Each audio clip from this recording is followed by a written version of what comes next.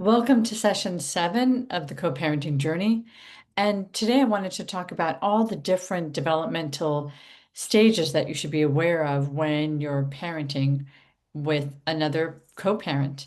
And I know by now you've already noticed like different stages of development, different stages of parenting. And so I wanted to just highlight a few of the keys because you're going to have to continue to shift your parenting style.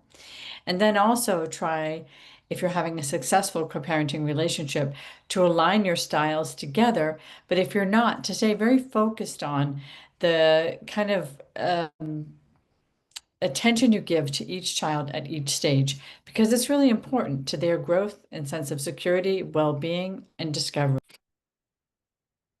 So in childhood, the younger years, we're looking for stability, repetition, routine, and having a lot of empathy for the different developmental gravitational pulls that happen during this time. So you're going to have to find your style, find your steadiness, and try to share a sense of values with your co-parent. If you don't, you stick with your values and you help translate those values to your child and help them understand that there may be a lot of transitional changes going back and forth to each household, but you make that more of a matter of fact thing, not a negative. So that's the biggest challenge of co-parenting younger children. Tweens and adolescents, just when you thought it wasn't so labor intensive, it becomes emotionally intensive. As your child tries to find their own identity, get their own autonomy, it's really important to stay aligned with the other co-parent so you're not contradicting yourself in the areas of setting boundaries with your tween and your teen.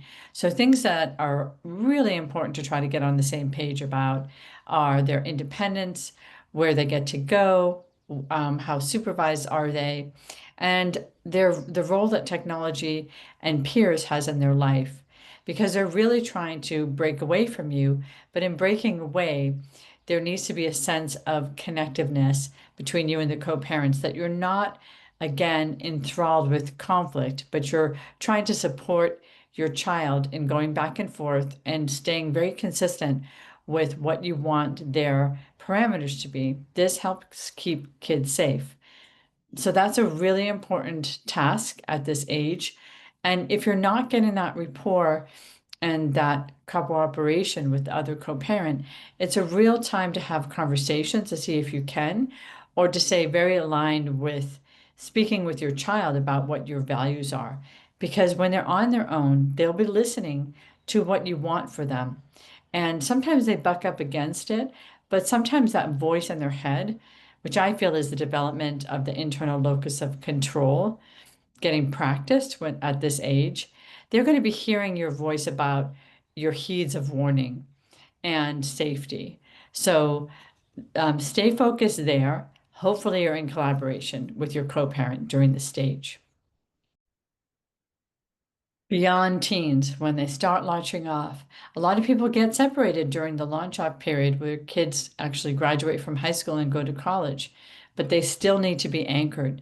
So, coordinating with the other parent if they want to be like home in your home when they come back from breaks, pushing them towards the other parent so that there is still this alignment that you're both valuing the relationship they have with the other parent. But this is a time to keep in mind, how do you want to be operating with this other parent when your child is having celebrations, when they're having graduations, first jobs, first love? Maybe they're getting married, maybe they're having babies, moving away, buying a house, all of those milestones. And it's so much easier if you're a kid if you two and your relationship isn't front and center, that their actual celebration and their life is. So make it your personal goal to be as flexible as you can to coordinating with the other parent and not getting competitive with them around whether they get more time with the child or not, but just really trying to support this young adult in all their stages. So I always call it like being co-elders together. You're parenting, yes, but your children are getting older. So you're actually trying to just be some of the most influential adults in their life and connected adults. And that takes a lot of practice. You might have to work out some of the earlier material of how they might have really felt upset with either one of you for whatever role you played in the separation of their family, because maybe it just plain old puts them out.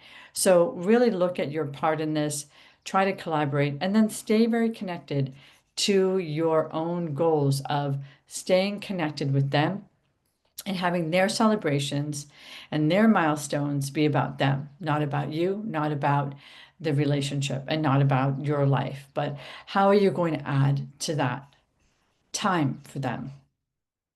Hope that helps.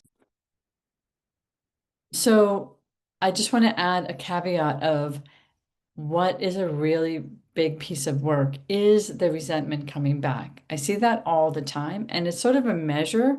Sometimes I think it's a measure of how well you separated, is how close your kids stay connected to you once they've launched off and connected to the parenting system. So think about that. It might be a time that you go back into like a family therapy model and really work on some of the past resentments. Um, like it was really damaging, I hear a lot of kids say, because I do a lot of family therapy, for me to have to hear you fight with your other parent through my childhood. It was really stressful. Why didn't you get divorced sooner? Or you never seemed that unhappy. Why didn't you express that you were? And it was such a surprise. And you'll notice that your kid might be struggling as they're launching off with some of the same issues that they saw you play out in your relationship with their other parent. So talk about that, not against the other parent, of course, but as a common dynamic, as something normal that you get into with another partner, that maybe you don't know yourself when you're starting to pick your partner, and that maybe some of the upset in the family was really about not knowing who you were at that time, not knowing how to evolve, not knowing how to deal with the stressors of raising a family and having a career, all of those kinds of things. And then with extended family, it's really important also to make sure that your kids don't feel pulled and pushed around staying involved with their extended family, even if you're not, even if you might get less time, because these are big players in family life, right? Is to have a family that you care about people in and that they care about you, and there can be a back and forth or holidays or celebrations. So just do your own work around this phase. It can be really tricky once your kids launch off, but it can also be really exciting. And I think also to separate the fact that this is something that is difficult for families to do in general, is to help their kids launch off. Some of these struggles don't have to do with divorce at all. It could be that they are disgruntled about the childhood that they had. And you still might be noticing that other people in the world have these kinds of problems around sharing time with their kids and staying involved with their kids as they're young adults. So remember, don't blame yourself for all of it. Take a look at your part of it, normalize it, read about it, educate yourself, and stay focused on what you want and what's best and generous for your children to have in terms of what you can give them now that they're young adults. Look forward to seeing you next session.